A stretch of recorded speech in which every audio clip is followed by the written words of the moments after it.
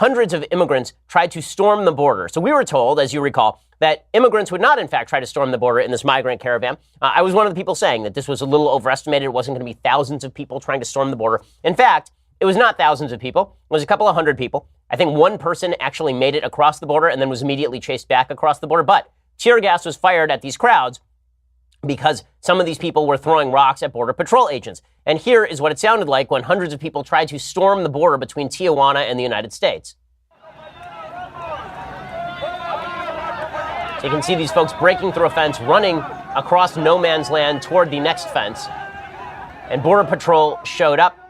And they're flying. What I do love about this is that you can see that some of them are flying the flag of Honduras.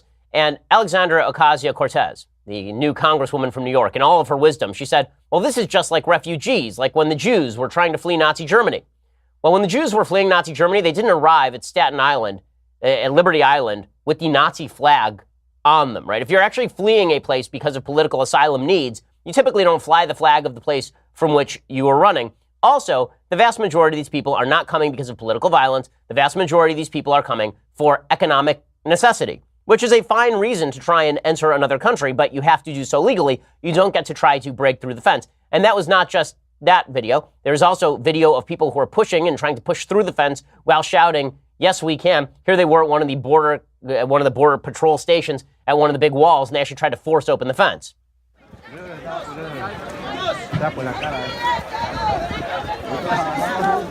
So you can see people there standing right outside the fence, and some people shouting, si se puede. And then it got even worse. There were some folks who were actually physically throwing rocks at members of Border Patrol, which was just delightful. In this video, if you can't see it, I will describe it for you. You can see folks who are actually picking up rocks, throwing them at Border Patrol agents. And then there was the famous picture that is now on the front page of every newspaper of Border Patrol having fired some tear gas near the crowd. Nobody apparently really got hurt, but here is some of the video, what it sounds like. So you can see, here's a guy picking up stones, turning around, and trying to throw it at Border Patrol. You can see them trying to fling the stones over the fence at Border Patrol. Now, once you do that, Border Patrol agents have every right to defend themselves as they see the need. Are these people we want to be citizens of the United States? Are these people we want to enter the United States? The answer, of course, is no. If you are throwing rocks at the members of our Border Patrol, well, presumably attempting to enter the country illegally, we do not want you here in the United States. Now, what's really funny is to watch a bunch of folks on the left downplay all this stuff. Well, it didn't happen. Or if it did happen, it's not really a big deal. Let's not make a big deal. And at the same time say it is so evil and so terrible that tear gas was deployed against all of these refugees, these poor huddled masses yearning to be free. Brian Stelter, the news guy over at CNN, right? His job is to monitor media bias, but he is a good example of it himself. Brian Stelter tweeted out, I'm watching the coverage. The southern border is 1,954 miles long. It's not being overwhelmed. That is legitimately one of the dumber points I have ever heard about any sort of attempt to breach a border. It turns out that the border between France and Germany was several hundred miles long. And when the Germans moved through Belgium in 1939, that was actually not, well, let's see, when did they move through Belgium? Yeah, 1939. When they actually moved in 1940. When they moved through Belgium in 1940, it turns out that was a breach of the border that did not require you to breach the entire border at once. All you have to do is breach one point in the border, and that would amount to a border breach, right? And if people just rush through that, then that would be overwhelmed. Now, was the border overwhelmed? No, we had people there. It was stopped. Still, this is evidence that if you didn't have people there, you didn't have a wall, you didn't have some sort of physical obstruction, it would not be stopped. Hey, Simone Sanders, another commentator on CNN, she said, reminder, these are asylum seekers. The United States government is attacking asylum seekers. And this is after Chris Sherman of the Associated Press tweeted, U.S. Border Patrol has just launched tear gas into Mexico, breeze carrying it hundreds of yards, parents running away with choking toddlers, hashtag migrant caravan. Okay, so here is the question. Why were the parents there with the choking toddlers near a place where people were attempting to breach the border wall? We have Border Patrol stations. If people want to apply for asylum, all they have to do is walk up to the Border Patrol station and ask for asylum papers. Instead, people were trying to breach that border, throwing rocks at folks, and then when tear gas was fired back, then all of a sudden it's, how dare we do any of this? So it turns out that this is actually nothing new. President Obama in 2013 had a very similar situation. Okay, back in 2013, there were a bunch of people who tried to break through, and during the Obama years, it turns out that tear gas was fired as well. The use of tear gas was used several years back. No one cared then. Okay, and it turns out that the caravan confirms what President Trump has been saying for a long time, which is that the aiding and abetting of this migrant caravan to get them to the border so that they could use violence against Border Patrol agents and try to break through the border is a problem. Now, did that require 15,000 troops down at the southern border? No. Is it a massive crisis where thousands of people are breaking through the border and they're going to invade the country? No. Is it a problem? Yes, of course, it's a problem. This is not stopping folks on the left from trying to turn this into a human rights issue. Brian Schatz, who is the senator from Nevada, he said, "Who gave the order?" This is what he tweeted out, as though this is like he's now Tom Cruise in A Few Good Men. And suddenly you're going to see President Trump going, "You want me on that wall. You need me on that wall." So he's the senator from Hawaii, sorry, and he is an idiot. Who gave the order? Well, the order to defend yourself from people throwing rocks at you without killing people? I mean, probably like the normal rules of engagement that apply in any sort of conflict situation. Probably that.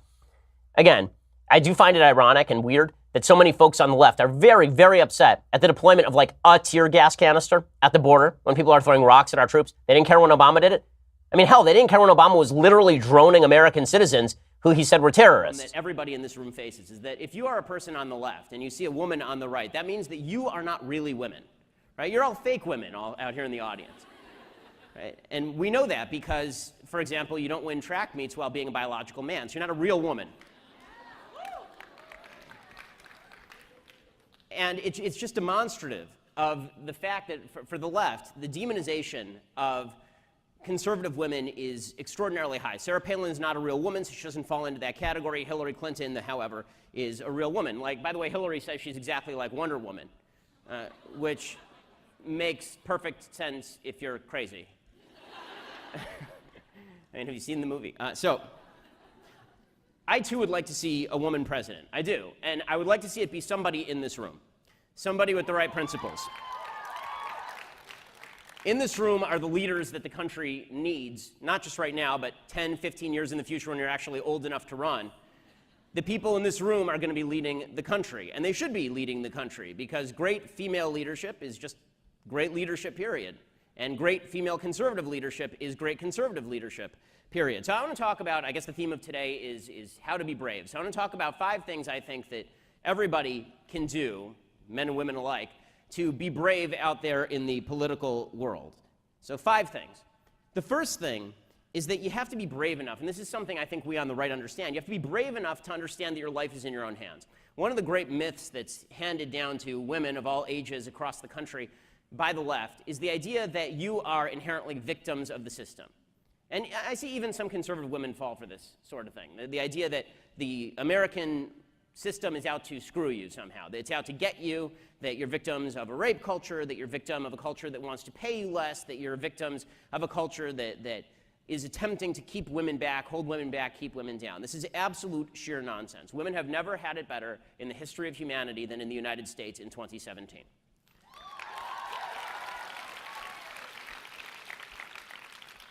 And I think that my wife is a great example of this. She's really able to have everything. She's a doctor. She has 2 kids. And the fact that she's able to live that life in America in 2017 is a testament to the fact that America is such a wonderful place. And that means that when people talk about a glass ceiling, there isn't a glass ceiling except in your own head. Except in the heads of people who put the glass ceiling there. There is no glass ceiling.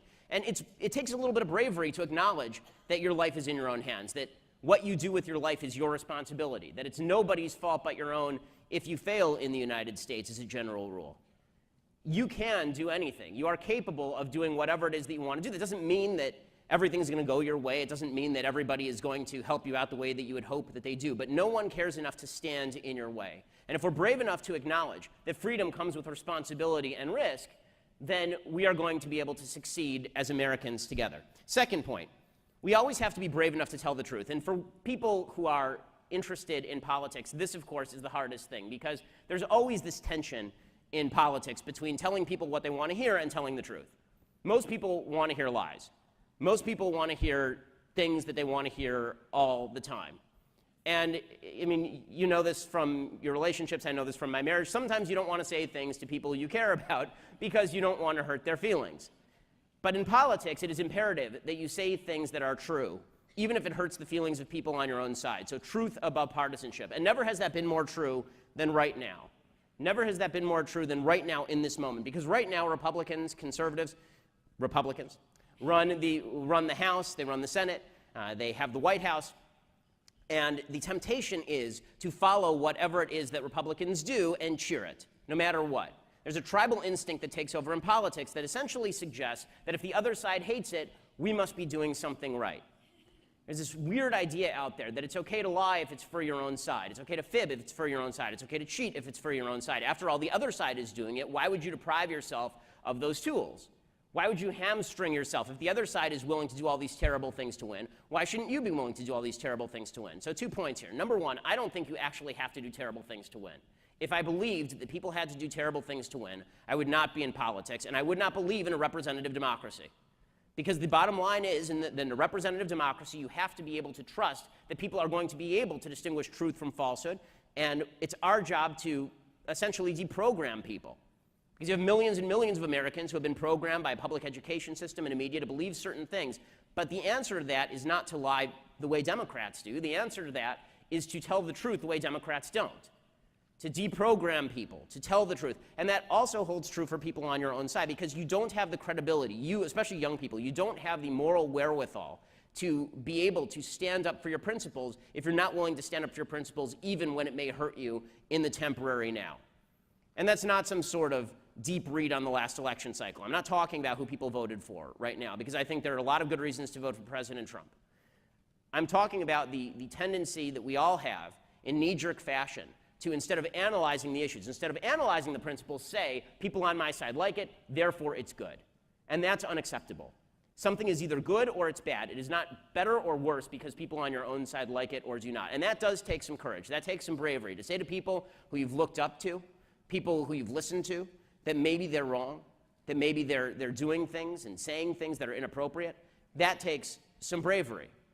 And again, that's something we're going to need to inculcate in our own movement. The third area